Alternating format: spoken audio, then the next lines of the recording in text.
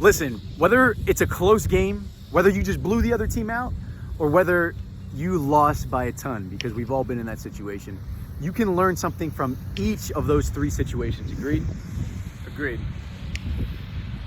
In my opinion, you learn the most from the toughest game. So usually it's going to be your losses. You know, how do you bounce back from a loss? How do you go through that adversity? Life is easy when everything's roses, when we're winning, when everything's going our way.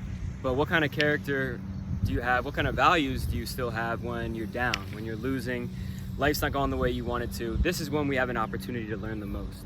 So as a coach, how do we communicate that with our players? Because that's the difficult thing. You get guys that beat themselves up. You get guys that get a big ego, man. You just got a big W. You got guys that definitely have an ego. And then the sweet spot is really during those close games. Do the guys crumble or do they rise to the occasion? But what's important for us as coaches to communicate to players is they need to first have the mindset that they can learn something from each of those situations.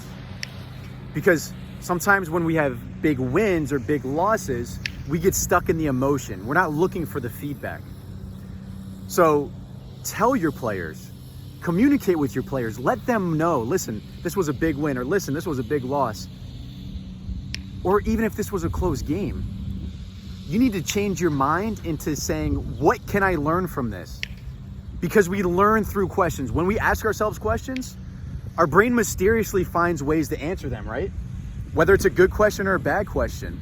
You know, it's a matter of putting that question into their mind to help them with their mindset. What else do you want to say on that? Everyone is interested in numbers and wins and losses, your batting average, your ERA, numbers, but our job as coaches, when it comes down to crunch time, is what kind of players are we developing to withstand that pressure and withstand that stress of a big game?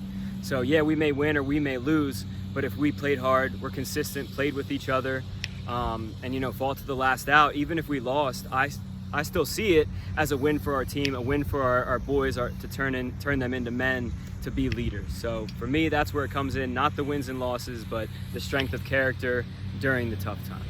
So we challenge you, an action item from this video: communicate with your players, tell them, get them in the huddle. You know, we're at a field here, you can probably hear the tractor in the background. Get them in the huddle just like you would before a game or after a game.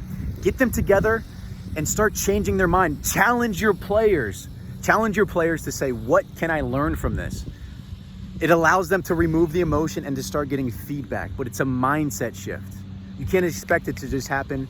It's a question that you have to pose to them that they start asking themselves. So appreciate you guys. We're gonna get out of this lawnmower. We'll see you in the next video.